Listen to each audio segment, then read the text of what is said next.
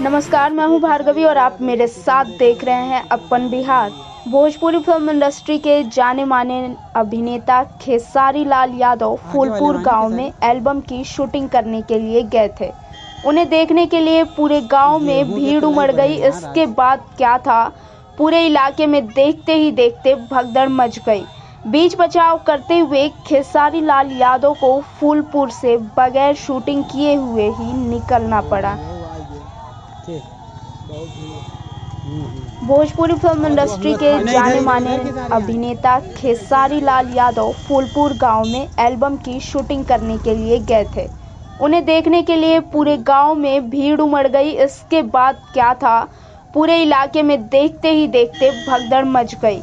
बीच बचाव करते हुए खेसारी लाल यादव को फूलपुर से बगैर शूटिंग किए हुए ही निकलना पड़ा।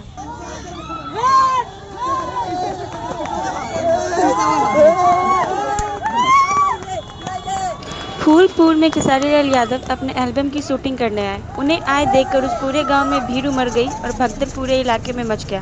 खेसारी लाल यादव को बगैर शूटिंग के वहां से निकलना पड़ा।